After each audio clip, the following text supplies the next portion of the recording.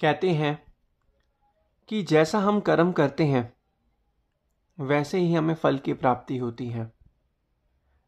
अगर हम आम प्राप्त करना चाहते हैं तो हमें आम का बीज बोना पड़ेगा। सेब प्राप्त करना चाहते हैं तो सेब का बीज बोना पड़ेगा।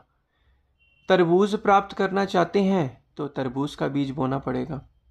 इसी प्रकार मनुष्य क्या चाहता है? इस जीवन में सुख शांति और आनंद से जीवन व्यतीत करना चाहता है। यह चाहता है कि मेरे घर में कोई भी कमी पेशी ना हो, मुझे हमेशा क्या कहते हैं धन की प्राप्ति हो, मेरा जीवन सुख और शांति से बीते, कोई भी मुझे रोग ना लगे और हमेशा सुख और ऐश्वर्य से मैं जीवन को जीऊं। लेकिन मनुष्य चाहता तो ये सभी फल प्राप्त करना है, तो लेकिन कर्म किस तरीके का कर रहा है? अब मनुष्य चाहता है मन की शांति। मन की शांति चाहता है फल के रूप में कि मुझे फल मिले, मन की शांति। लेकिन कर्म के रूप में वो क्या कर रहा है? अंधाधुंध पैसा कमा रहा है, अंधाधुंध जो है चीज़ों में संसार की लगा हुआ है, उसे फल मिल रहा है। कोई इसमें कोई शक नहीं कि उसे फल नहीं मिल रहा, फल मिल रहा है। अगर वो पैसा ज़्यादा कमाना चाहता है तो उसे पैसा ज़्यादा मिल भी रहा है। और अगर वो बिजनेस व्यापार को आगे बढ़ाना चाहता है तो उसको उसमें बिजनेस व्यापार भी उसका आगे बढ़ रहा है। लेकिन चाहता है पैसा कमाना और चाहता है कि पैसा कमाता रहूं, मुझे सब कुछ सुख और शांति से, सुख और शांति जो उसने बोला उसमें मेरा जीवन व्यतीत हो, वो उसे नहीं मिल रहा। फिर वो कहता है कि मैंने तो सारे कर्म किए लेकिन मुझे कर्मों के अनुसार फल मिला ही नहीं। कर्मों के अनुसार उसे फल मिला है, पैसा कमाने के सोचा तो पैसा उसे ज़्यादा मिला। अगर घर जमीन बिजनेस व्यापार बढ़ाने की सोचा उसने वो बढ़ाया, लेकिन उसने सोचा गलत कि इन चीज़ों को करने से मुझे आत्मिक शांति और सुख शांति से जीवन व्यतीत होगा। पैसा उसने कमाया तो उसे जो भौतिक जो सुख है वो तो प्राप्त हुए। अगर वो कहता कि मुझे भौतिक सुख की प्राप्ति चाहिए तो वो उसे मिली। अब वो बात कर रहा है कि मुझे मन की सुख और शांति, उसने ये बोला मन के अंदर की शांति। मन के अंदर की शांति उसे उस कर्म को करके नहीं मिली। कर्म को करके क्या नहीं मिली? पहली बात तो उस कर्म को पैसे ज़्यादा कमाने से, बिजनेस व्यापार बढ़ाने से मन की शांति नहीं मिलती। ये चीज़ों को हम ध्यान से समझें, जो हम गलत फहमी, भ्रम में, अंधकार में जी रहे हैं। अब सुख और शांति की चाह है और सुख और शांति को पाना भी चाहता है। वो कैसे मिलेगी? वो मिलेगी वक़्त के संतों महापुरुषों की चरण शरण में जाकर, जो उन्होंने नाम बख्शा है उस नाम का जाप जपने से ही सुख और शांति उसे प्राप्त होगी। अलावा इसके कोई भी तरीका, कोई भी चीज़ नहीं है कि उसको सुख और शांति मिले। सुख और शांति क्या है? मन के अंदर की शांति। मन के कले कलेश जो मनुष्य को विचार, बार बार मन के अंदर विचार जो है परेशान करते हैं, उस कले कलेश का छुटकारा पाना, उस मन के अंदर की आत्मिक शांति को प्राप्त करना, उसे कहते हैं उस मन की शांति जो उसे मिलेगी। लेकिन क्या वो इस शांति को प्राप्त करने के लिए, इस शांति को प्राप्त करने के लिए, शांति के लिए जो कर्म करनी चाहिए, वो क्या वो कर्म कर रहा है?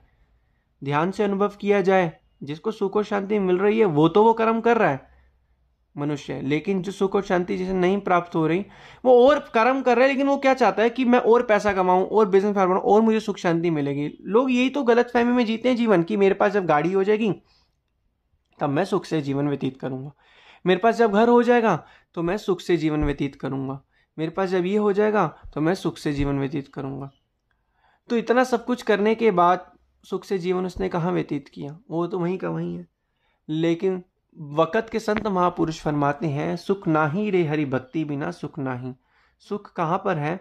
सिर्फ और सिर्फ संतों महापुरुषों की चरण शरण में आकर। आज इस घोर कलयुग में जहाँ तक भी नज़र जाती हैं, हम इस दुनिया के चकाचौंध में इतने उलझ जाते हैं कि हम सच्चाई को भूल जाते हैं।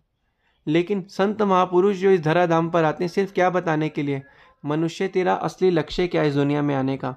क्यों तू चिंता कला कल्पनाओं में अपने जीवन को व्यतीत कर रहा है?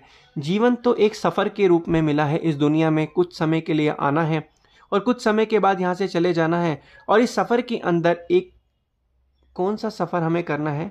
सफ़र इसलिए मिला है ताकि आत्मा की कल्याण के लिए सफ़र मिल रहा है। नाम रूपी भजन अभ्यास, नाम का सुमिरन, नामों को श्वासों रूपी पूंजी में जपने के लिए ये सफ़र मिला है। लेकिन हम इस सफ़र को चिंताएं, कलह, कल्पना और सब चीज़ों में व्यस्त करते जा रहे हैं। कितनी मनुष्य को उम्र मिलती है, किसी किसी मनुष्य को मिलती है 20 साल, 30 साल, 40 साल, 50 साल, 60 साल, 70, 80, 90, इससे ज़्यादा की उम्र कोई ही होती हैं, विरले लोग। तो इतनी उम्र का हमारा इस दुनिया में आने का सफ़र हुआ है। अब लेकिन हम इस सफ़र को कैसे तय करते हैं? संसारी लोग इस सफ़र को तय करते हैं मकान बनाने में, जायदाद बनाने में, बिजनेस, व्यापार, नाम, शौहरत, सभी चीज़ों को प्राप्त करने के लिए।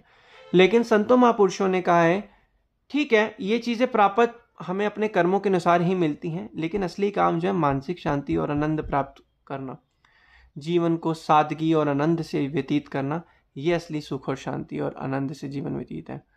आज जो हमें बड़े बड़े लोग दिखते हैं, क्या वो सभी सुखी है, सभी शांति है? नहीं। उनके पास जाके पूछो, किसी को कोई रोग लगा है, किसी को ये चिंता है, किसी को वो कल्पना है। कहते हैं बड़े बड़े जो लागे लोग, सबको लागे चिंता रोग। जितने बड़े बड़े में लोग दिखते हैं, सबको कोई ना कोई चिंता, कोई ना कोई रोग, कोई ना कोई परेशानी जो उसके मन को खाए जा रही है। लेकिन उसे वो उस तरीका, उस चीज़ को हटाने का उस तरीका पता ही नहीं, उसका इलाज ही नहीं पता कि मैं किस तरीके से चीज़ को हटा सकता हूँ। वक़्त के संतों महापुरुषों की चरण शरण में आकर नाम रूपी भजन अभ्यास सुमरन को जप कर ही वो उस चीज़ को हटा सकता है।